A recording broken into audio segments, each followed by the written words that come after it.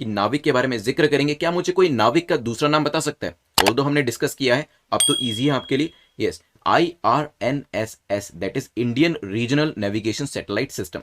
नाविक को लेकर 3 स्टेटमेंट्स यहां पे दी गई हैं और आपसे पूछा कि बताएं कौन सी स्टेटमेंट आपकी करेक्ट है। पहली स्टेटमेंट कहती है कि अमेरिकन जीपीएस, जिसका एक ऑल्टरनेटिव होने वाला है नाविक, उसके पास 14 सैटेलाइट्स हैं।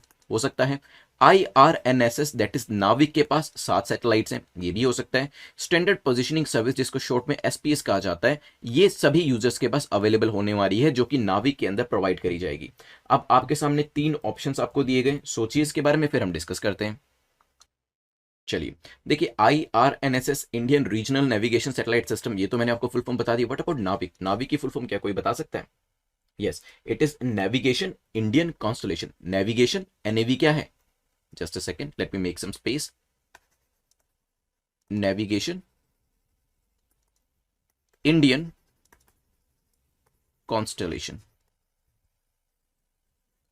ठीक है, चलिए आते हैं अपने क्वेश्चन के ऊपर वापस। क्या अमेरिका के पास 14 सैटेलाइट्स हैं? देखिए हमारे पास तो 7 है, ये तो पक्की बात है। ठीक है, अभी आपको मैं एक इंफोग्राफिक में भी दिखा दूंगा, जिसमें मैंने आपको बताया है बार बार, 3 जियो स्टेशनरी है और 4 जियो सिंक्रोनस है। याद रखिएगा, जियो सिंक्रोनस लिखने में बड़ा है, इसलिए नंबर ऑफ सैटेलाइट्स भी ज्यादा है।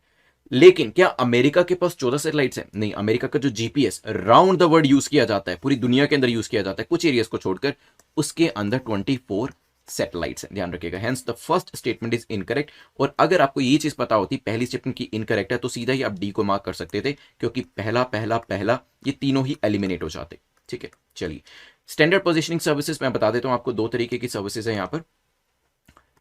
तो यहां पे अगर हम बात करें, एक आपकी सर्विस है that is the standard positioning service. ठीक है, एक आपकी सर्विस है रिस्ट्रिक्टेड सर्विस। अब इसका इस्तेमाल कैसे होता है? स्टैंडर्ड पोजिशनिंग सर्विसेज के अंदर ऑल यूजर्स, आपके और मेरे जैसे लोग, सभी लोग इसको यूज कर पाएंगे। मोबाइल फोन्स के अंदर इस सर्विस को देखा जाएगा और इवन ओला उबर ड्राइवर्स भी इसको यूज करेंगे। तो हम सभी को हेल्प करने के लिए ये एक स्टैंडर्ड सर्विस बनाई गई है। ठीक है, रिस्ट्रिक्टेड सर्विस ऐसी है जिसमें कुछ ऐसे एरियाज का नेविगेशन, कुछ ऐसे एरियाज को दर्शाया गया होगा जो कि आम जनता को जानने की जरूरत नहीं है, क्योंकि अगर आम जनता को स्टैंडर्ड एरिया में वो प्रोवाइड कर दिया जाता है एप्लीकेशन के ऊपर, तो जो एनिमी कंट्रीज है वो भी उसको देखकर फायदा उठा सकती हैं। तो रिस्ट्रिक्टेड सर्विसेज जो है ये सिर्फ किसके लिए?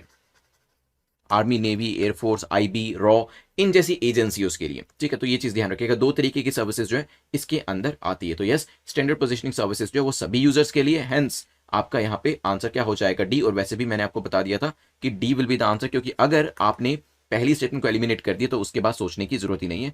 सो यहां पर आपके सामने 7 सैटेलाइट्स है। ये आपकी 8 शेप की जो जियो सिंक्रोनस सैटेलाइट है, ये देख लीजिए, और 3 सैटेलाइट्स आपकी जियो स्टेशनरी, एक यहां पर है। ये जो आपकी जियो स्टेशनरी 3 सैटेलाइट्स आपको दिख रही हैं यहां पे, इनका जो प्लेन होता है इक्वेटर वाला प्लेन होता है।